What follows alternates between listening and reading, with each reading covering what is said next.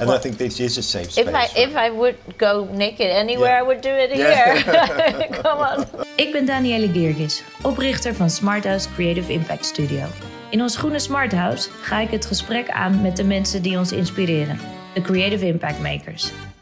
Zij laten op een creatieve manier zien dat positieve impact op mens en planeet geen geitenwolle sokken of doemdenkersgelul is. Making impact through art. Dit is Creative Impact Makers. Hi, after you. Nibble, nibble, little mouse. Who's nibbling at my house? Jennifer Hopelezz. Well, hello. Hello. Welcome. You look fabulous, darling. Oh, thank you. I'll do my best. So, where are we? And who are you? Yeah, we're in Club Church, which is a club that I set up with my business partner in 2008. And it's a LGBT, well, actually it's a gay fetish club. We call it now a more safe space, but yeah, that's because terminology has changed over the years. But it was started as a gay fetish club, and we now have parties for everyone actually in the queer community. What kind of parties? Well, we've always had our naked parties, that's every Wednesday, and that's men only. And we have underwear parties. Zonder broekje toch? Zonder broek, yeah. And then we have a whole bunch of different ones. So we have some for sportswear, guys who are into sportswear, and then we have for leather people, and all kinds of fetishes in the scene. But then we also have regular parties where everyone is welcome. So then on like Thursday night, for example, blue parties, then we get a lot of young women and queer people and non-binary and everything mixed up together, a lot of drags. But it remains with this sort of fetish, sex positive atmosphere. So if you come naked, you get free entry on those parties. Wow. Yeah. Nice. In naked or in drag. Okay. So you often get, a lot of people walking around naked. And what drove you to start this club? 15 years ago. Yeah, 15 years this year. Ooh, big party? Yeah, we're going to have a celebrate in July. We had been organising the whole gay scene way back in the mid-90s, organising events on the Homo Monument, big festivals for King's Day and Liberation Day. And to finance those festivals, we started to organise underwear and naked parties, and in a bar in the red light district. And they ran really well. We ran them for like 10 years. And that was when we all realized, like, oh, it's a very good business model. And, nice. The entrepreneur comes in. Well, mixing my two favorite things, like business and sex. Yeah. And you've got to be passionate about your business. So then we sort of outgrew that bar, and we wanted to start to add more parties. So like the underwear party and the sportswear party. So we started looking for different venues, and that's how we found this club here. And and the owner sort of gave us the club to run a few nights, and then we were actually running better than the rest of the club. So he sold it to us about 2010. Okay. Wow. Yeah, so it started very easy and organically, and we sort of, the mistakes in the first year, he was still actually the owner, so it was all coming out of his pocket, not ours, because it took a while to take off. And everyone thinks, oh, it's a huge success, but it took quite a few years of kind of working out. We had no experience in running a club. And I always wanted to just have a fetish bar, because that's what we knew. And then we suddenly got this little club, and it's like, okay, well, we have to start organizing parties. And I'd once read the best way to make money in the Netherlands with the business was to open a pancake place, and the worst way was start a club. So I was like, I don't want to start a club, but it sort of landed in our laps.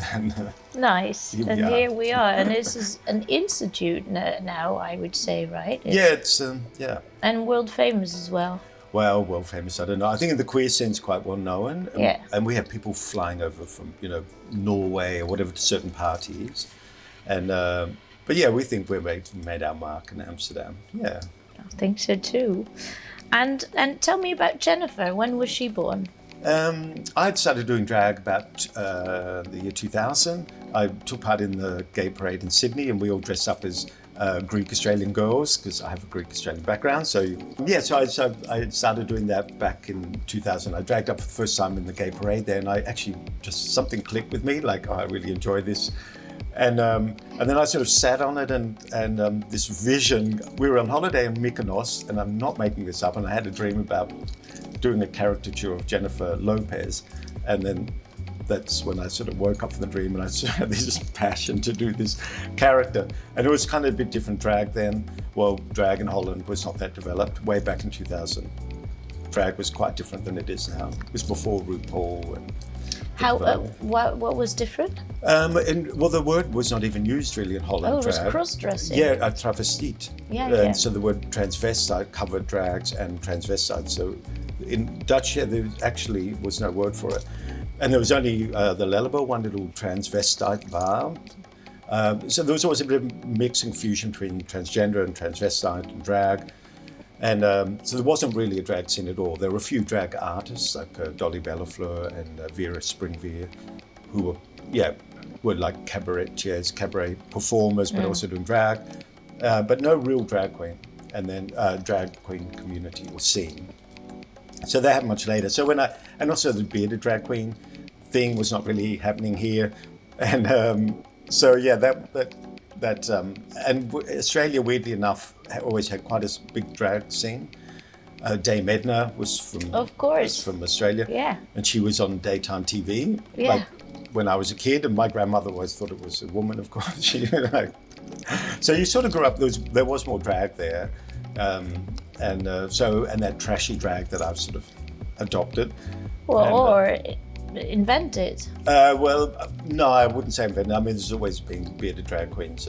But were you before Conchita Wurst or after? Yes, but that was actually really cool because after that, a lot of people kind of got it. Finally. Yeah, a lot of people kept saying, why did you shave your beard off? Once she appeared on the scene, it was kind of the only other thing everyone would go, oh, Conchita. Yeah. Conchita. I was first. Yeah, exactly. Yeah. But that kind of helped because it got kind of a bit more accepted.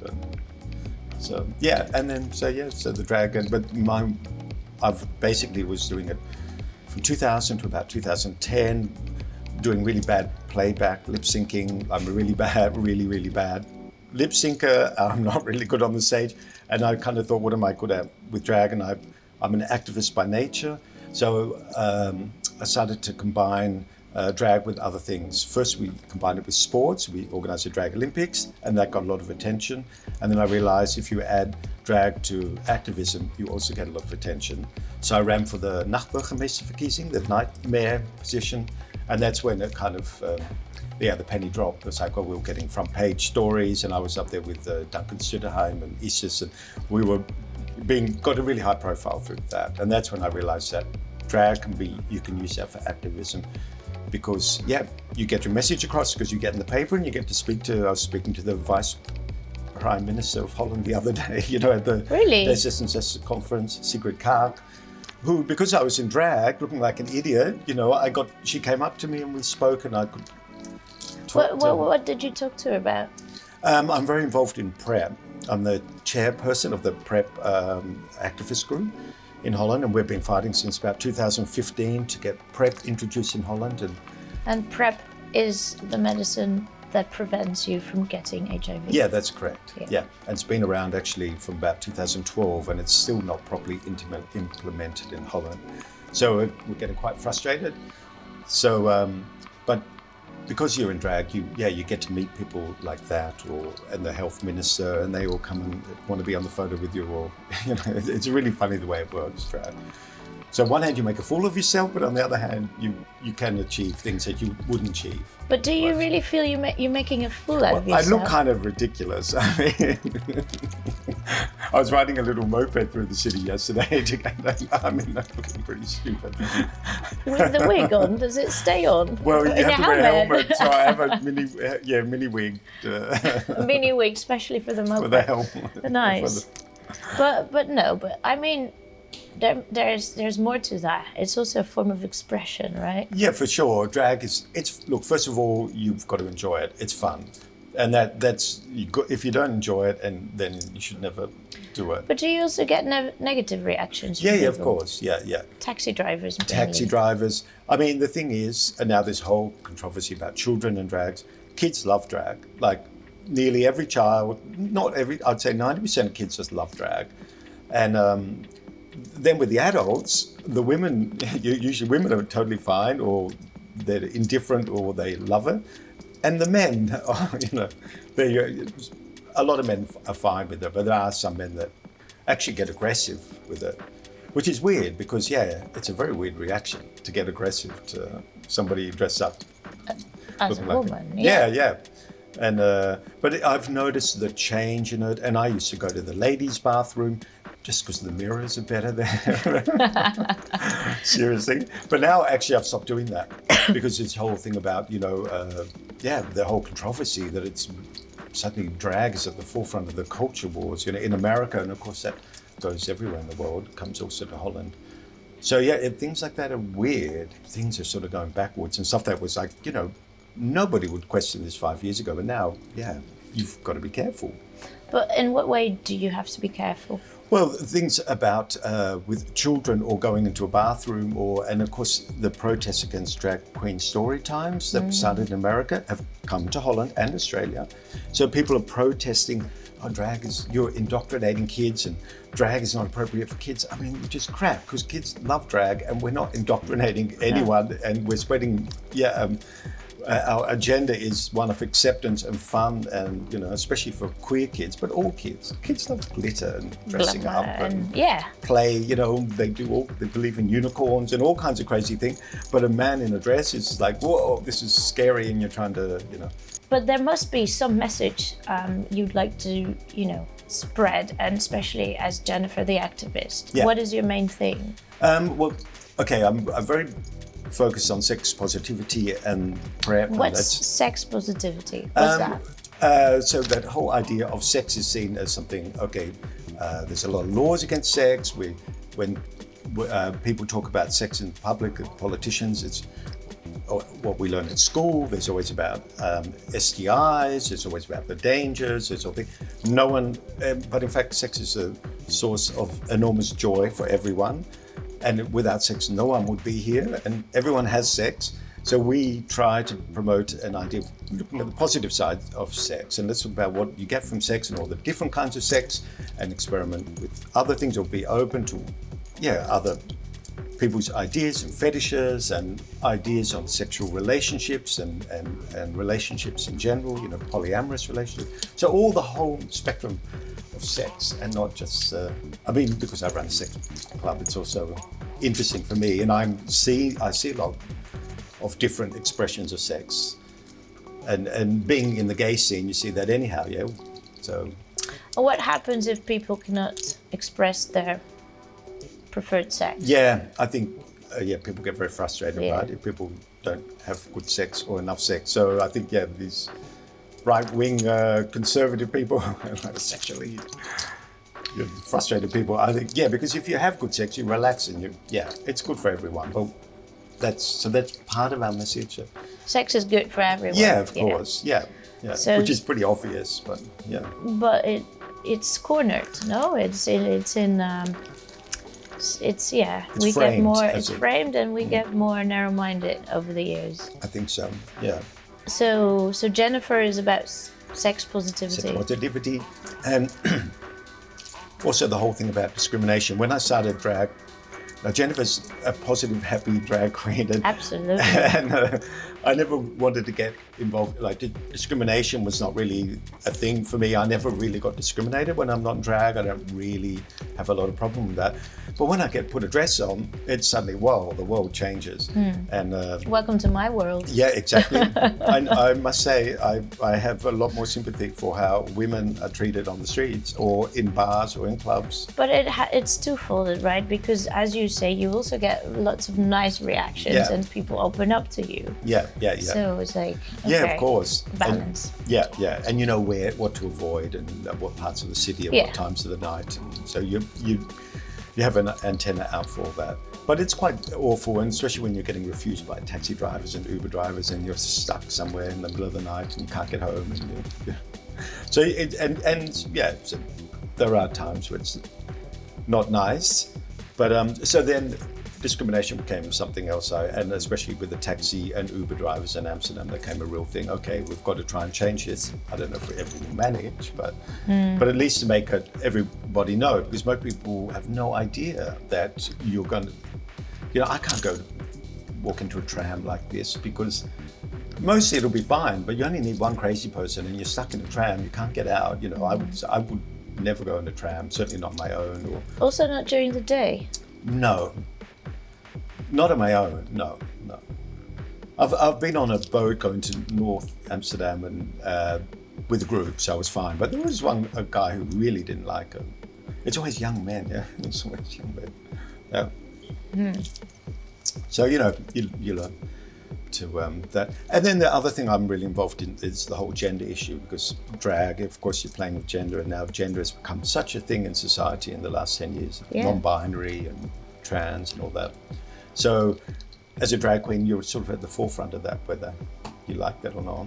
Yes, you are. You're the face of it in a way. Yeah. So basically, Jennifer is about human rights, I would say, no? Well, definitely LGBT rights and, of course, human rights. So, yeah. Nice. And I think, you do everything you can to bring it, to make it, to let people talk about it and to actually show what can be done. Yeah. In your creative way. So that's why you are our creative impact maker. Yeah. And that's why you inspire us. Oh, sweet. Which reminds me, you are a mother. I'm a mother. Can you tell me a bit about House of Hopelezz? We have about, at the moment, about 40 active drag performers in the house. Yeah. So Drag House it started with a mother, and it's just people coming together, friends who love drag and support each other in drag and performances. Or we're lucky to have a dressing room here, so we have a physical space where people come together and rehearse and perform. And it's a community of people with a love for drag, basically what a drag house is. And what's specific about the House of Hopelezz? Maybe it's in the name. Yeah, exactly. Hopelezz, very low standards. Nice, except for the heels. Yeah. Well, no, some people don't wear heels, so it's fine. Yeah. But I mean, to me, drag is just playing with gender in a performative way. So, and it can be anything, because you've got non-binary drag as well.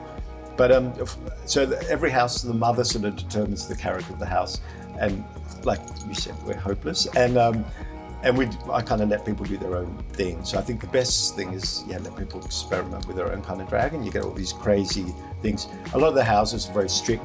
There's some drag mothers that actually make the clothes for everyone, and does the wig and the makeup for everyone, like really strict shit. Because they have to look perfect. Yeah, and the vision of the mother. But with us, it's like we had drag dogs and cats, and we had a whole bunch of stuff going on. And any house rules for Jennifer specific? Well, I try to be, when you do drag, you have a filter in your head, like how you want to be, and so I always try to be friendly and sweet, because I'm not always like that when I'm not in drag. You're always friendly and sweet.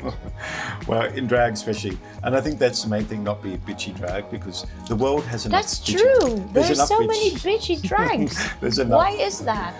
I think it's very easy to intimidate people when you're in drag. Yes. Maybe it's just the men that like to do, bitchy gay bitchy queens. I don't know why. I think, okay, drags often have that thing about witty and sharp and putting people down, and maybe it is a reaction to being, attacked, and you need to put a thing. Yeah, but we have this Dutch saying: "Wie goed doet, goed ontmoet." Yeah. It also goes for everybody. Yeah. I mean, you've got people that, I mean, it's hard walking down the street, people yelling at you. Yes. To be, to give back. But when they're safe with their... Yeah, exactly, yeah. Are there 3, keywords that would characterize you? Well, sweet, activist, and I would say pretty, but I'm not sure of that. I would definitely say pretty. Well, gorgeous, I would say.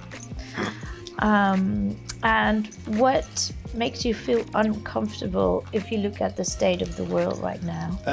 I'm really scared about this whole backlash against drag queens. Yeah. And what's going on in America, and this equating drags and gay people with pedophiles, which was this old thing, how they used to attack gay people way back in the day. It's coming back again. Framing again. Yeah, the whole thing about how they're attacking trans rights. It's going to be, I'm scared that in 100 years ago, many places in America and Australia, even in Holland, you couldn't walk in the clothes, you couldn't cross-dress on the streets. And I used to think that is nuts. And we're getting to the stage where that's coming back. In America, in many states, it may be illegal to walk on the streets in drag because children might be around. So I really, a lot of people, the arc of justice has a long, what would Martin Luther King said something, the arc of justice is long, but it always bends in the right direction. That's paraphrasing him. But I wonder sometimes, I think, wow, or we just on this circle going back to how we were and going back to, that banning cross-dressing or banning drag, or what do trans people do if you're wearing clothes that don't align with your assigned gender at birth. Weird stuff. So I'm very wary, and I think being drag, I've always been activist, but I think all drag queens are becoming activists because the fact of being drag is becoming political, which is weird. That is definitely development. Yeah. It's scary stuff. And also the way we're looking about sex and sexuality, I think getting more conservative. So all those sort of things, they worry me, and I think, And what do you try to do about it? Well, the things with, I think a lot of it's to be aware of it. For example, also discrimination, like not being taken by taxi drivers is totally, most people are totally unaware of that. So I think, first of all, just let people know and raise awareness, and certainly the taxi companies know about it. Raise awareness of that, and the whole thing about drag and gender, and I think keep spreading your story, telling your story and why you do it, and be open about it. And don't be ashamed of who you are, why you do it. Drag is to me about joy and fun, but it's also got a message about being acceptance and freedom and not having to fix into the boxes that society gives you. And I think those are the messages, and don't hide, don't go back, and don't stop doing what you're doing. Because, But you're actually starting the conversation. I mean, I've seen you with Burgemeester Halsema. I've seen you at many tables. I've seen you marching. Yes. Right? I mean, so it's about being visible. I think so, because if you're not visible, you don't exist, and people forget about the whole thing. So I think it's really, it's a two-edged sword, visibility, because you need to be visible. But on the other hand, then you get a backlash because people, gay people again, and more pride and stuff like that. But if you're not visible, then you disappear, and you. Right. So and I also think that's why there's such a backlash to the queer community now, because we are getting more visible. I mean, if you look in places in the Middle East where there is no queer community at all, then I think there's actually less of a backlash than here.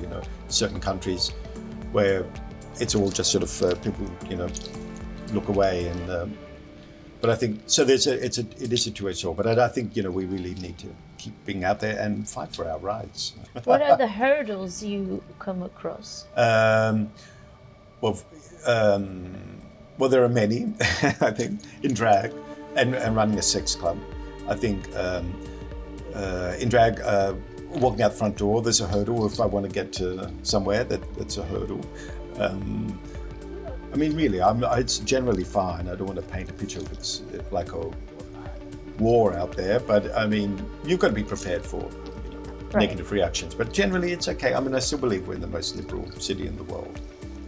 Do you? Yeah. Otherwise, I wouldn't live here. Oh, but that's interesting, because I always hear the opposite. Like, we were once upon a time, but we're losing it. Well, I think there's a general sort of tolerance and open-mindedness here that is rare in other places. I still believe that. Nice. I think it's a Dutch thing. I think it's an Amsterdam thing. I think Dutch people are much more open about sex and nudity and stuff like that than in many places. I was in a regular sauna a couple of months ago in Weesp with Eilard, and they were trained. It's mixed dressing rooms, changing rooms. Okay, that's quite liberal. That's very Dutch. Yeah. But that's the same in Scandinavia. Yeah, okay. But in Australia, I'm sure there's a law against that somewhere. Yeah. Well, that's good to hear. Yeah. Oh, yeah, no, it's definitely very and probably because of people like you. Right, well, I do my bit. Nice. But Amsterdam's had a lot of colourful people. You know, you look back to Fabiola, and I think you see now a lot of young people really dressing up on the streets, which you didn't see 20 years ago. I think younger generation, that queer, or they're not necessarily queer, but there's a lot of gender fluidness. Yeah, and just dressed up people, young people really going for it, and I think that's great. That's new. Do you have the new generation in here as well? Yeah, definitely, especially students and like art students, but all kinds of people. So, and a lot of gender fluid and gender queer people, and so it's great to see how that whole the whole scene is changing. We opened this club. It was a gay fetish bar, and now it's becoming an LGBT safe space. You know, it's just funny. Yeah. Yeah. You don't even realize that. Wow, it feels almost wrong to call something a gay bar now. Because it's too limited. Yeah. How do you feel that imagination or even arts in the broadest sense of the word can play a role in the change the world needs? Here, I think it's really vital. We have a lot of artists involved here, the creative director and stuff like that. And I think it would not be the club it was if we didn't have creative input from artists and our community. And I think that's where the soul comes into the whole place. That it's not only about making money, but it's about expression and people doing what makes them happy. And yeah, I think it's part of the DNA of here. So I think it's vital for all for me anyhow. Yeah. To welcome the arts into the certainly in the nightlife you need it. Yeah. Otherwise it becomes quite cold and commercial and boring. Yeah. And the same everywhere. Yeah. Who or what inspires you? I've been inspired. Well, my drag mother, who was Fabiola, I would say was an inspiration for my drag, because Fabiola was the first drag I met here who combined activism with drag. And not only for the gay community, but she was there for, homeless people, or she was always out there in drag. And I always noticed that Fabiola always got in the newspaper. She was always picked up because she was dressed up. And I think that was for me a realization. So she was an inspiration. I'm inspired by a lot of people, a lot in the community. I would say also the ervoor, the Martina and Louisa Fokkens. Oh yeah, the documentary that was made about them. We've had them perform here at festivals we've had, and also the Paradiso, and they're great because to me they're the old school Amsterdam people. Amsterdammers, they're like ex-sex workers. They worked, I think, up until their 70s. Yeah. And very open and very clear about sex and sexuality and with that real Amsterdam humour. And I find them very inspiring, and dressed as twins, and they're just adorable to look at. And they normalize it, right? Yeah, exactly. Yeah, I think so. And they really fight for sex worker rights, even in their old age. They're great. I think so. That's really Amsterdam for me. Nice. Yeah. Very nice. Last one. Last question already? Already, but big one. Oh, okay. How are you going to save the world? I think you want to start on your own. You start where you can. I think your own city. That's all I can do. I can only do stuff here. I can make a change in Amsterdam. I think you are making a change in Amsterdam. Thanks. So that's all you can do. I think work where you live and here. And I hope that we can, make the city more tolerant for everyone, not only the queer community, but all the communities living here. Thank you. Yeah, you're welcome. Thank you. Thanks, Sam. Oh, thank you.